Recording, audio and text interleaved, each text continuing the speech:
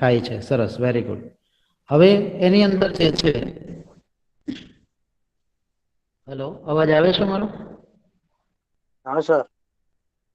Okay. તો પહેલા શ્લોકની અંદર જે છે એ આપણે જોયું કે 5 બાબતો જે છે એ ધીમે ધીમે કરી શકાય. શ્લોક નંબર 2 છે, તો બીજા શ્લોકની અંદર એનું ભાષાંતર ચાલો કોઈ એક. સર કરું? હા, બોલો. સારું ચરિત્ર, શુરવીરતા, ઉધમશીલતા, પંડિતાઈ અને સારા મિત્રોનો સંગ્રહ ચોર ચોરી ન કરી શકે તેવી આ 5 બાબતો અવિનાશી ખજાનો છે. ઓકે, સરસ, વેરી ગુડ. અવિનાશી ખજાનો છે, વેરી ગુડ. તો એમાં 5 બાબતો આપણને કીધી. આની અંદર આપણે ગયા લેક્ચરની અંદર પણ જોયું હતું કે નિધિ, નિધિ શબ્દનો અર્થ શું થાય છે?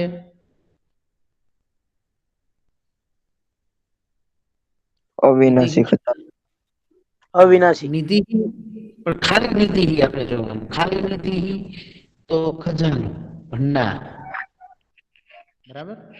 અક્ષય નિધિ હોય ને તો અવિનાશી, બરાબર. અક્ષય શબ્દનો અર્થ થાય, અક્ષય શબ્દ છે તો અક્ષય એટલે અવિનાશી, ક્ષય ન પામે ને એવું, અવિનાશી, બરાબર. તો એવા બધા શબ્દો જે છે એ ખાસ ધ્યાનમાં રાખવાના છે, બરાબર. પછી અહીંયા જે છે એ આપણે બીજો શ્લોક કમ્પ્લીટ થયો. શ્લોક નંબર 3, ત્રીજો શ્લોક જે છે એનું કોઈ એક ભાષાંતર ચાલો કોણ કરશે?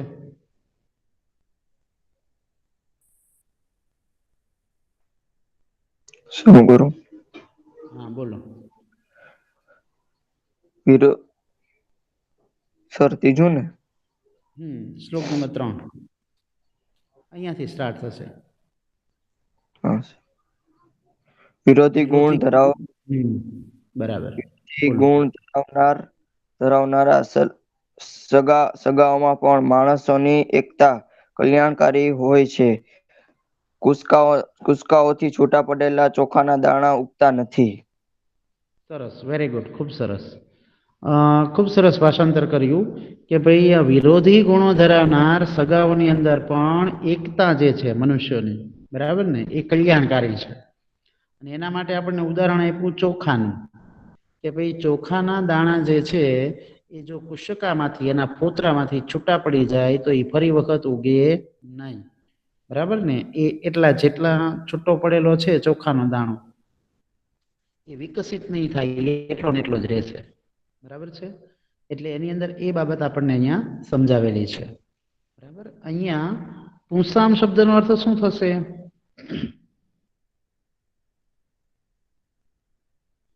પુંસામ શબ્દનો અર્થ શું થાય? મનુષ્ય. પુંસામ એટલે મનુષ્ય. સરસ, વેરી ગુડ. પુંસામ એટલે કે મનુષ્ય, માણસ. ને શ્રેયસી એટલે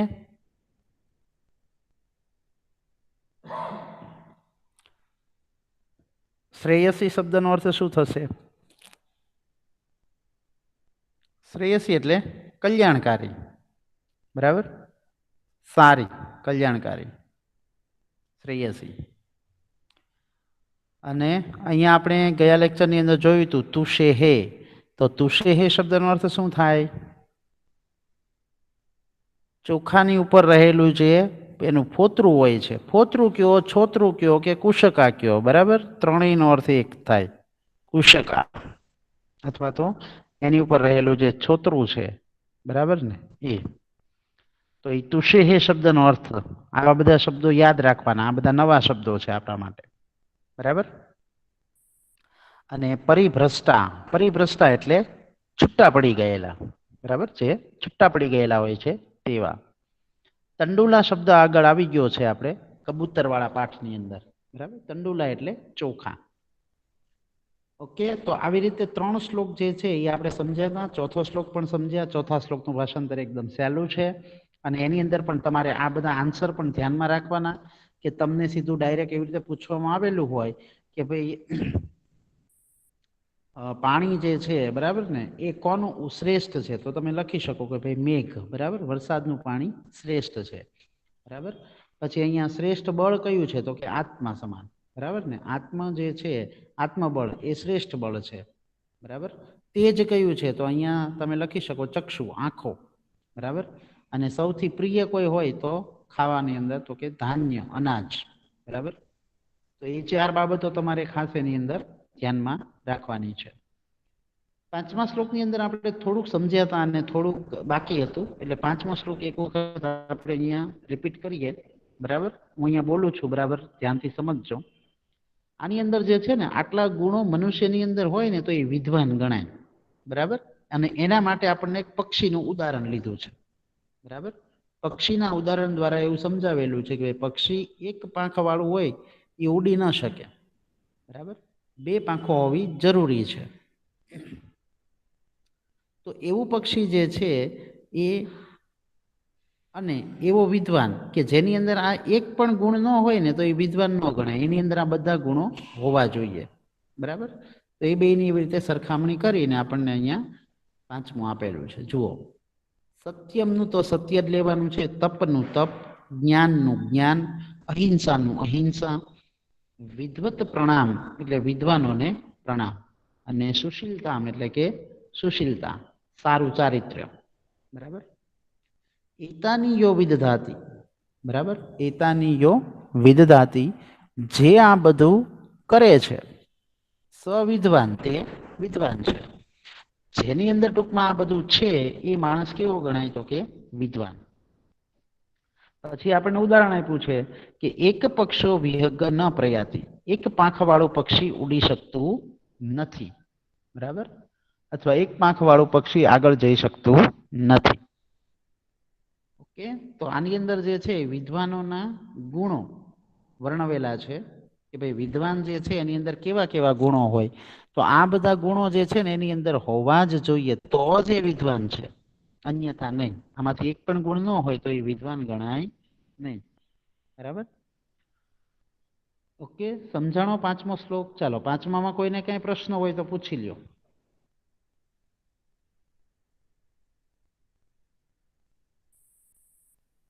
અહીંયા જે છે ને ય એક પક્ષ આપેલું છે, ત્યાં સંધિ છે, હિ વત્તા એક પક્ષ એવો શબ્દ છે ત્યાં, હિ વત્તા એક પક્ષ,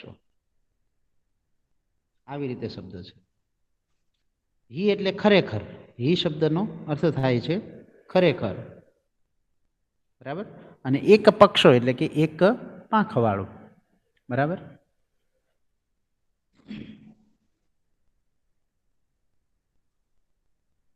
અને વિહગ, વિહગ શબ્દનો અર્થ ખાસ ધ્યાન રાખવાનો છે. વિહગ એટલે પક્ષી થાય, પક્ષો એટલે પક્ષી ન થાય, પક્ષ એટલે પાંખ થાય, પણ વિહગ એટલે પક્ષી થાય. અને વિહગ શબ્દ જે છે એનો પર્યાય શબ્દ, પર્યાય એટલે કે સમાનાર્થી. જો આપણને એમ પૂછ્યું હોય પરીક્ષાની અંદર કે ભાઈ વિહગ શબ્દ જે છે એનો સંસ્કૃત પર્યાય અથવા સમાનાર્થી શબ્દ શું છે તો કે ખગહ. તો ખગહ એ છે જે શબ્દ છે એનો પર્યાય શબ્દ છે, બરાબર. એ યાદ રાખવાનું ખાસ. ઓકે, ચાલો 5મો કોણ રિપીટ કરશે શ્લોક?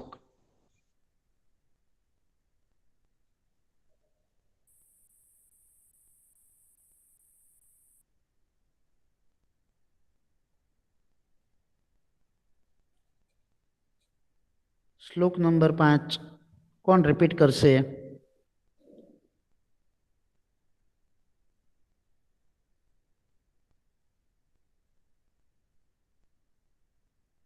હેલો સ્ટુડન્ટ્સ,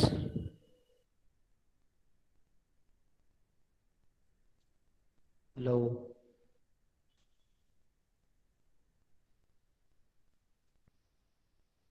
વોઇસ આન્સર તો હા સર.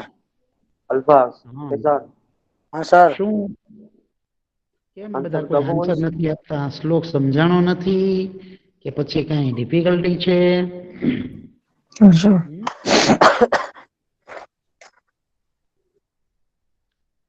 પાંચમાનું ભાષાંતર બોલો. ચાલો કોણ બોલશે? સત્ય, તપ, જ્ઞાન, અહિંસા, વિધાનોને પ્રણામ અને રીતતા, જે આ બધું કરે છે તે જ વિધાન છે. ખરેખર એ પાંખ વાળું પક્ષી આગળ જઈ શકતું એટલે કે ઉડી શકતું નથી. સરસ, વેરી ગુડ, ખૂબ સરસ. જો એવી રીતે જે છે ને તમે આન્સર આપતા રહ્યો તો ખ્યાલ આવશે, બરાબર ને? અને એક બોલે એની કરતા જે છે એ વારાફરતી એક પછી એક બધા બોલો, બરાબર? તો તમને જે છે એ કોન્ફિડન્સ આવશે કે ભાઈ ના ના મને આવડે છે. પણ તમે એમના મૂંઝાયેલા રહેશો કે ભાઈ ના આ મને તો નહીં જ આવડે, ભૂલ પડશે તો, બરાબર? એવું નથી, બરાબર? તમે બોલશો, બરાબર, તમે પ્રયત્ન કરશો તો તમને આવડશે, બરાબર? એટલે પ્રયત્ન કરવાનો એવું નથી, જેટલું આવડે એટલું બોલવાનું. શ્લોક આપણને અડધો આવડે છે તો અડધો બોલો, બરાબર છે? શબ્દો બધા કારણ કે નવા છે એટલે નવા શબ્દો જે છે એ તમારે ખાસ બધા ધ્યાનમાં રાખવાના. શ્લોક નંબર 6 જોઈએ. છઠ્ઠા શ્લોકની અંદર પણ આપણા માટે ખૂબ અગત્યનો મહત્વનો શ્લોક છે, શ્લોક નંબર 6. તો એમાં સમજીએ પહેલા એમાં શું કહેવામાં આવ્યું છે એ શીખીએ.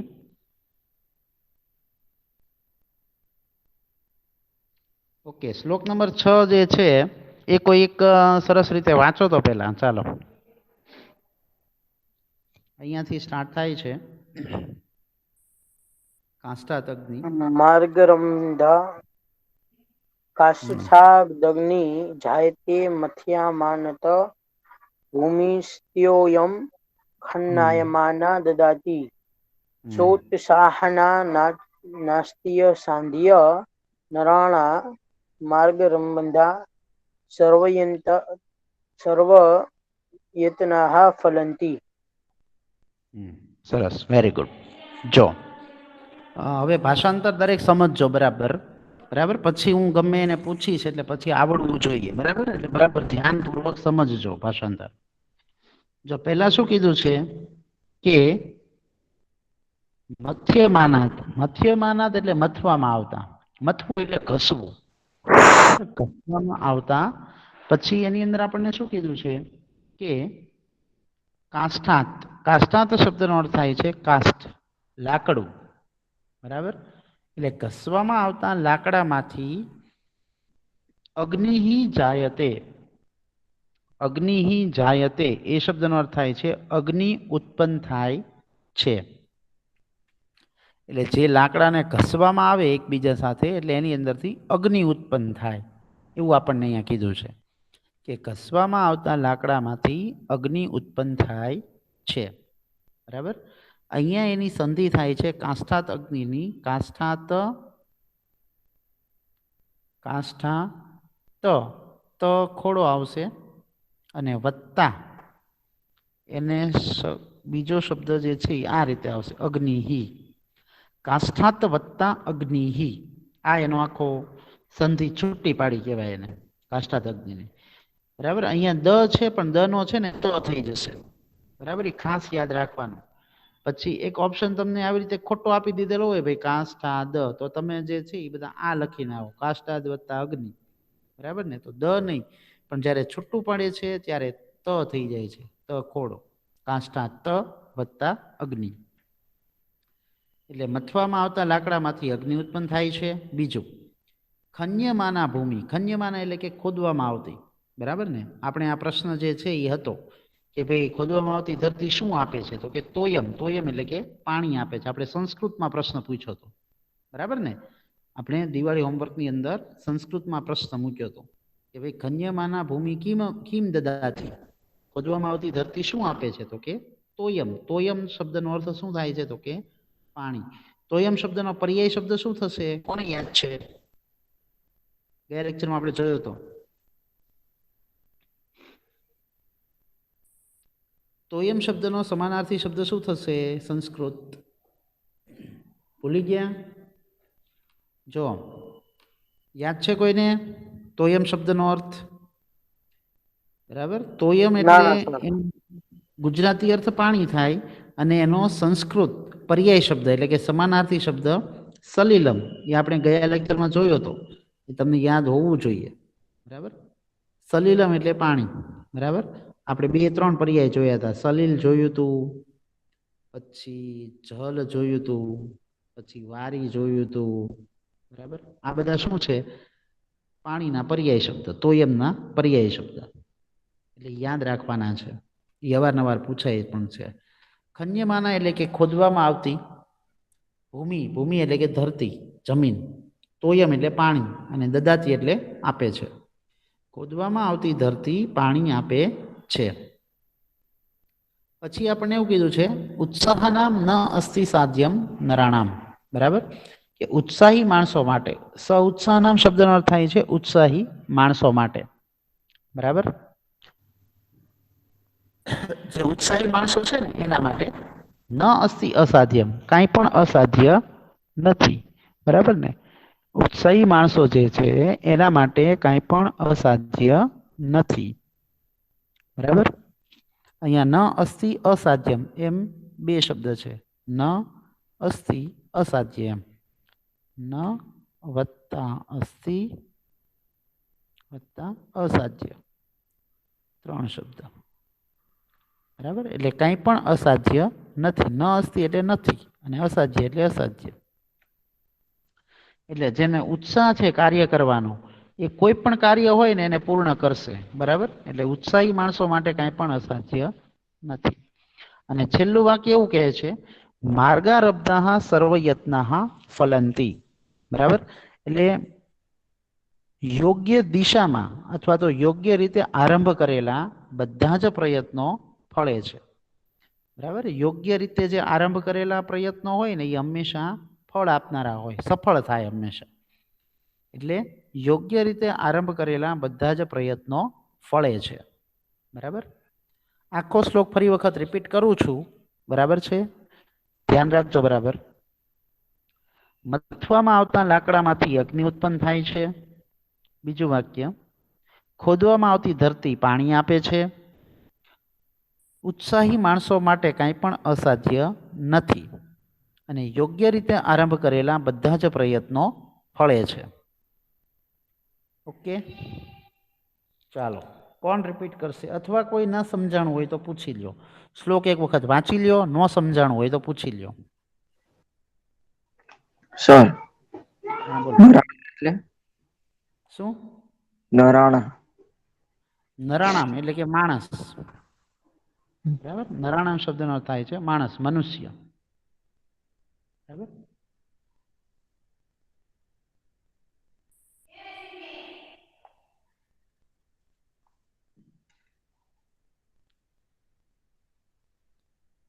ઓકે, ચાલો. સમજાઈ ગયો હોય તો રિપીટ કરો કોઈ એક.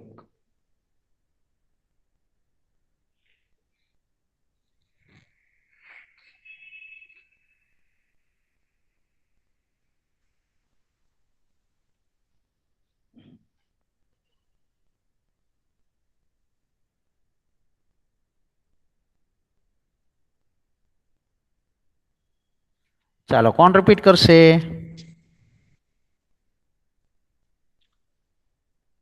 ના આવડતું હોય તો કયો, અને આવડતું હોય તો બોલો. કયું સર? હા, છઠ્ઠો શ્લોક, એનું ભાષાંતર બોલો. જેટલું આવડે મથવામાં એટલું બોલો. આવતા, મથવામાં આવતા, ઘસવામાં આવતા, લાકડામાંથી મથવામાં આવતા લાકડામાંથી અગ્નિ ઉત્પન્ન થાય છે. ને ખોદવામાં આવતી ધરતી પાણી આપે છે.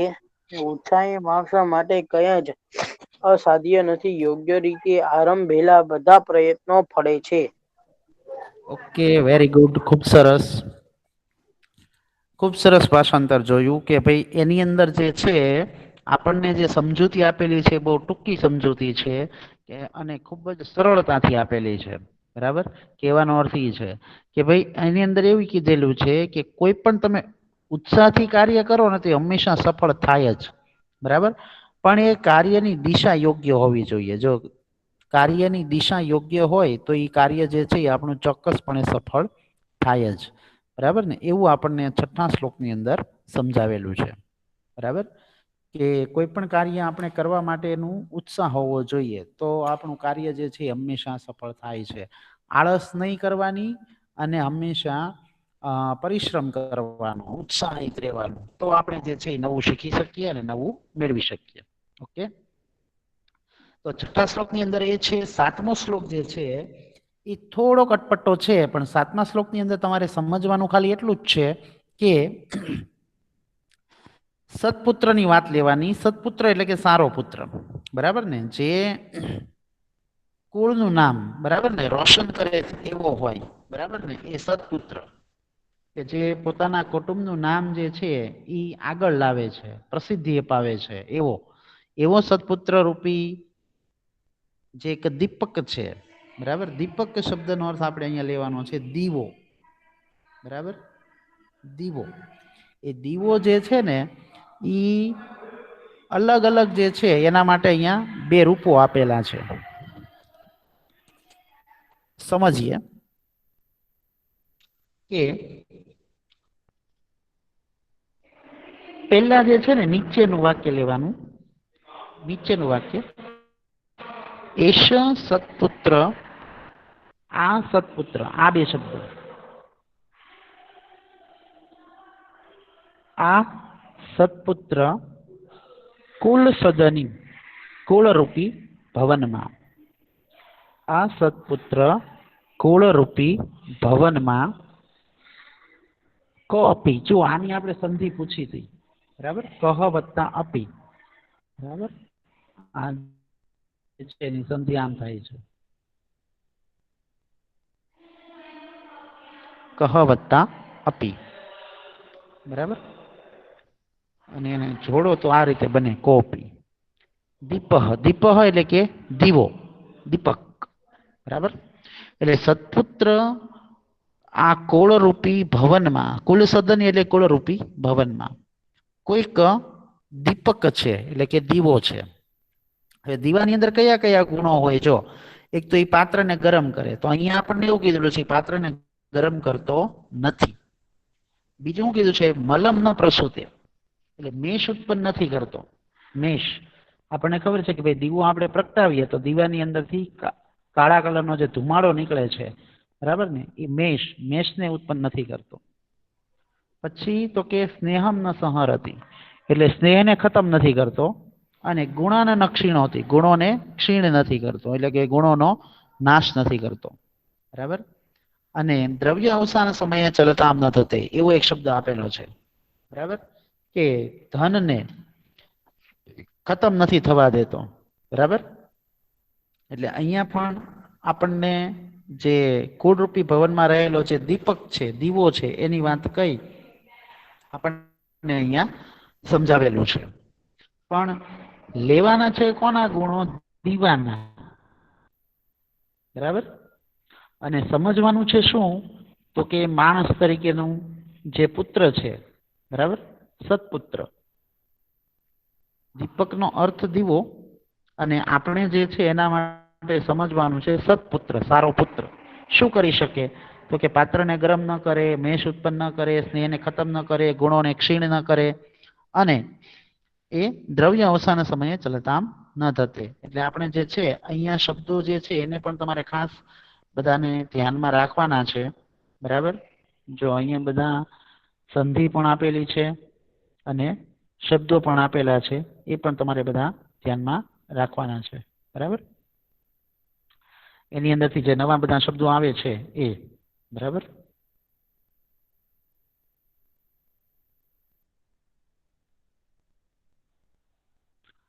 ચાલો, 7મામાં હવે કઈ ન સમજાણું હોય શ્લોકની અંદર તો પૂછી લ્યો.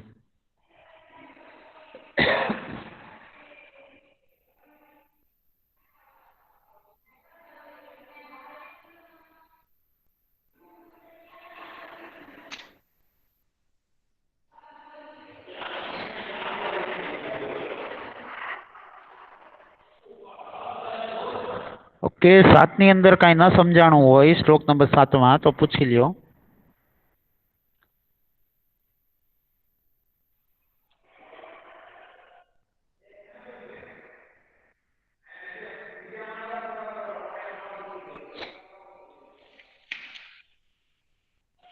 તો પછી આપણે એને આધારિત જે છે સ્વાધ્યાય એના તરફ આપણે આગળ વધશું, બરાબર. તો 7મા શ્લોકની અંદર જેવી રીતે આપણે સમજ્યા એ પ્રમાણે કે મુખ્ય બાબત એની અંદર એ સમજાવેલી છે કે દીવો, દીપક, બરાબર ને, એ રૂપક લેવાનું અને એના માટે થઈ અને સત્પુત્ર, બરાબર. સત્પુત્ર શબ્દ જે છે એનો વિરોધી એક શબ્દ પૂછાય છે, એ યાદ રાખી લેજો. સત્પુત્રનો વિરોધી શબ્દ જે છે એ કુપુત્ર થાય, બરાબર. સત્પુત્ર આપણને આપેલું હોય ને એમ પૂછ્યું કે ભાઈ વિરોધી લખો, તો કે કુપુત્ર. અને કુપુત્ર શબ્દનો વિરોધી પૂછ્યો હોય તો સત્પુત્ર, બરાબર. આ યાદ રાખવાનું. ઓકે, ચાલો કોણ રિપીટ કરશે 7મો શ્લોક? અથવા ન સમજાણું હોય તો પૂછો.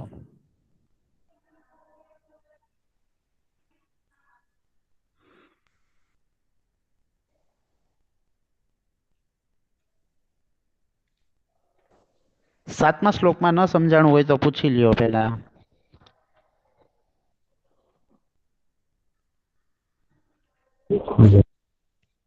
ઓકે, ચાલો સમજાણું હોય તો રિપીટ કરો એક વખત, જેટલું આવડે એટલું. અડધો આવડે તો અડધો બોલો.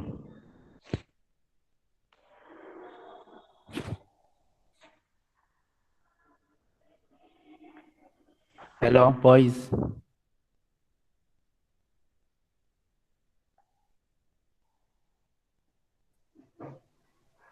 સર હા, રિપીટ કરો તો 7મો શ્લોક. આ સત્પુત્ર આ કર્ણ રૂપી સત્પુત્ર ભવનમાં અલ્પાસ કરે. બોલી અલ્પાક્ષ લેજો. બોલો હાલો. સિદ્ધાંત બોલી લે. બોલને ભાઈ બોલને. અલ્ફાઝ બોલ બેટા. હા સર. સત્પુત્ર કુળ રૂપી ભવનમાં. રૂપી ભવનમાં કોઈ એક દીપક છે. પાત્રને ગરમ કરતો નથી. પાત્રને ગરમ કરતો નથી. મેષને ઉત્પન્ન કરતો નથી. સ્નેહને ખતમ કરતો નથી. પછી દ્રવ ગુણોને ક્ષીણ કરતો નથી. કરતો નથી. અને ચલિત અને નથી. હા, બરાબર. સંપત્તિ જે છે અથવા તો ધન ન મળવાથી તે ચલિત થતો નથી, બરાબર. તો એવું વર્ણન જે છે એ આપણને 7મા શ્લોકમાં આપેલું છે, બરાબર.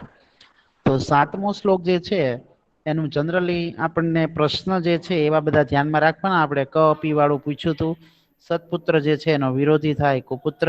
તો આવા બધા શબ્દો જે છે એ ધ્યાનમાં રાખવાના છે. અને એના ગુજરાતી શબ્દો પણ આપણે ધ્યાનમાં રાખવાના, બરાબર. તો 7મો શ્લોક આપણે અહીંયા પૂરો થયો. આગળ વધીએ તો મેં તમને કીધું એ પ્રમાણે આ બધું જે છે એ થોડુંક ધ્યાનમાં રાખો, બરાબર.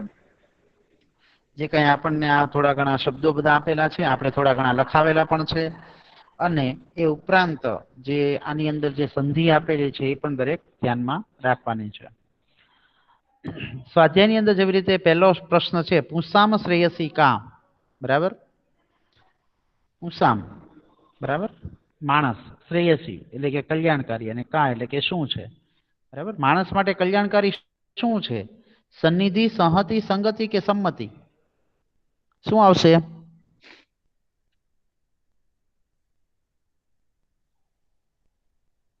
સંગતિ. સહતિ. સહતિ, બીજું, બરાબર ને. સહતિ એટલે શું થાય એનું ગુજરાતી? તો કે એકતા, બરાબર.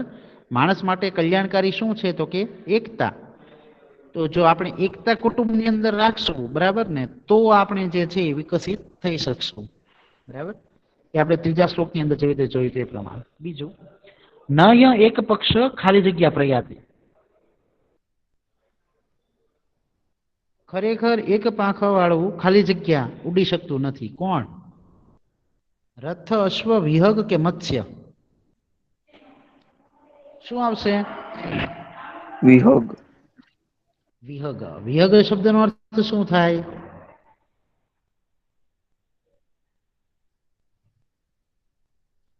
વિહગ શબ્દનો અર્થ શું થશે? પક્ષી. પક્ષી, બરાબર ને. કે ખરેખર એક પાંખ વાળું વિહગ એટલે કે પક્ષી ઉડી શકતું નથી, બરાબર. ત્રીજો પ્રશ્ન, મેઘ સમમ કિમ ન અસ્તિ, બરાબર. મેઘ એટલે વાદળ, વરસાદ, બરાબર. એના જેવું શું નથી? તોયમ બલમ તેજ કે ધાન્યમ? બલમ. મેઘ સમમ. વરસાદનું શું હોય? બળ હોય, તેજ હોય, અનાજ હોય કે પછી પાણી હોય? સર શું હોય? મેઘ વરસાદનું શું સમન હોય? બળ હોય. તોયમ આવે. તો તોયમ. નહીં તોયમ એટલે શું? તો કે પાણી. જળ. મેઘ સમમ કેમ ન હશે? હા બોલો. જો આપણે કીધું ને કે ભાઈ ચોથો શ્લોક, તો એની અંદર તમારે યાદ રાખવાનું કોનું શું શ્રેષ્ઠ છે. તો વરસાદનું જે છે એ શ્રેષ્ઠ શું છે? તો કે પાણી. એમ પાણી એનું શ્રેષ્ઠ છે. બરાબર. તો તોયમ જવાબ આવે છે. ચોથું છે કુલ શબ્દની કહ દીપ. કુળરૂપી ભવનમાં દીવો કોણ છે? એકદમ હજી હમણાં જ જોયું. કયું આવશે? સત્પુત્ર, શિષ્યપુત્ર, આત્મજ, ઈશ્વરપુત્ર. શું આવશે? સત્પુત્ર. હા, સત્પુત્ર. બરાબર. એનું ગુજરાતી થાય છે સત્પુત્ર. સત્પુત્ર એટલે સારો પુત્ર. બરાબર. પાંચમું, કેશામ નરાણામ કૃતે કિમપી અસાધ્યમ ન અસ્તિ. કેવા માણસ માટે કાંઈ પણ અસાધ્ય નથી. વિચારી લો કયો જવાબ આવે. આપણે હમણાં શ્લોક જોયો તો એની અંદરથી ને પ્રશ્ન છે, છઠ્ઠા શ્લોકમાંથી. સાહસિકા નામ. સાહસિકા નામ.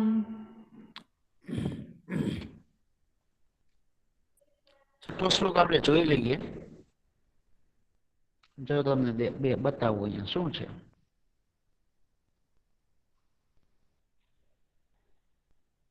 કેશામ નરાણામ ન અસ્તિ અસાધ્યમ. કેશામ નરાણામ, કેવા માણસ જે છે એના માટે કાંઈ પણ અસાધ્ય નથી. કેવા? તો કે સોત્સાહ નામ. બરાબર. તો જો અહીંયા આપણે છે ઓપ્શનની અંદર, ઓપ્શન પેલા જોવાના, પછી આપણે જે છે જો સોત્સાહ નામ. સાહસિકા નામ એટલે સાહસિક માણસ માટે થાય. બરાબર. પણ અહીંયા તો ઉત્સાહી માણસની વાત છે. અહીંયા ધનિક એટલે પૈસાદાર, અને નાસ્તિક એટલે કે જે નાસ્તિક છે, જે ધર્મમાં નથી માનનાર એવું. તો અહીંયા આપણો જવાબ છે ઉત્સાહ નામ. છઠ્ઠું છે વિહગ શબ્દસ્ય પર્યાય શબ્દ ક. વિહગનો પર્યાય સમાનાર્થી કયો થાય? ખગઃ. સરસ, વેરી ગુડ. ખગઃ. ખગઃ એટલે શું થાય? એટલે પણ પક્ષી. અને વિહગ એટલે પણ શું થાય? પક્ષી. બે શબ્દનો અર્થ પક્ષી. આ પાઠમાં પાણી માટે કયો શબ્દ વપરાયો છે? તોયમ. સરસ, વેરી ગુડ. તોયમ. આ બધા જે છે ને એના અર્થ પાણી જ થાય છે. વારી એટલે પાણી, જલમ એટલે પણ પાણી, અને સલિલમ એટલે પણ પાણી. બરાબર. પરંતુ પાઠની અંદર આ શબ્દ વપરાયો છે તોયમ. બરાબર. એ ખાસ તરીકે યાદ રાખવાનું છે. બરાબર. પ્રશ્ન એક છે કાની પંચ શને શને ભવંતી. હવે જો આપણને જનરલી જે છે આની અંદરથી પણ એમસીક્યુ આવી શકે. બરાબર. આની અંદરથી એક શબ્દવાળો કોઈ પણ પ્રશ્ન હોય તો એ પણ આપણે એમસીક્યુમાં મૂકી શકીએ. બરાબર. ઉદાહરણ તરીકે આપણો ત્રીજો પ્રશ્ન, ખન્યમાન્યા ભૂમિ કિમ દદાતી. ખન્યમાન્યા ભૂમિ કિમ દદાતી શું આપે છે? ખોદવામાં આવતી ધરતી શું આપે?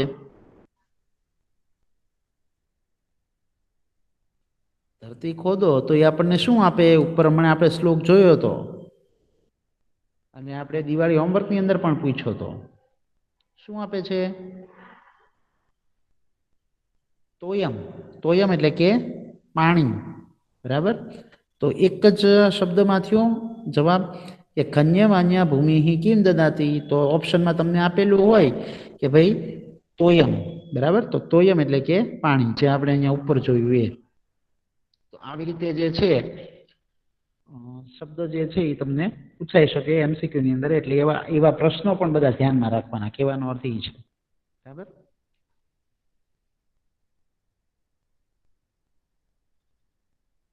જો બીજો પ્રશ્ન, કીદૃશા તંડુલા ન પ્રરોહંતિ, કેવા ચોખાના દાણા ફરી ઉગતા નથી, બરાબર ને? તો એની અંદર જે છે ખાલી એટલું આપેલું હોય, તુષે હે પરિભ્રષ્ટા, તો આ તમારો જવાબ થઈ ગયો, તુષે હે પરિભ્રષ્ટા, બરાબર? ફોતરામાંથી છૂટા પડેલા, આ તમારો જવાબ થઈ ગયો. તો 4 ઓપ્શન આપેલા હોય, એની અંદરનો આ એક ઓપ્શન હોય, તો આ તમારો જવાબ થઈ જાય, બરાબર? એટલે કહેવાનો અર્થ એ છે કે આવા પ્રશ્નો પણ આપણને એમસીક્યુ ની અંદર આવી શકે છે, એટલે એની પણ તૈયારી કરવાની રહે, બરાબર? ઓકે. ચોથાની અંદર શું આવે? પાત્રમ કહ ન એવ તાપી હતી, પાત્રને કોણ ગરમ કરતું નથી? તો એક જ શબ્દની અંદર જવાબ આવી જાય, કોણ? તો કે સત્પુત્ર રૂપ. સત્પુત્ર. બરાબર ને?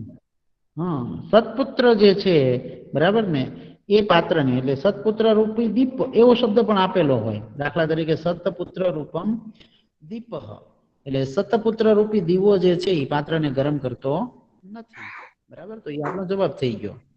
તો આવા પ્રશ્નો જે છે એ પણ ધ્યાનમાં રાખવાના છે. ઓકે, હવે તમારે શું કરવાનું છે હોમવર્કની અંદર?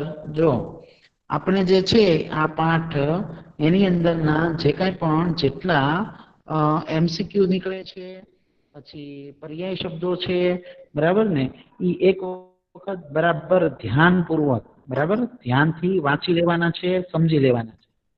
તમને એની અંદર ક્યાંય ન સમજાતું હોય તો મને પૂછવાનું છે, બરાબર છે? એટલે ધ્યાનપૂર્વક દરેકે વાંચી લેવાના છે, અને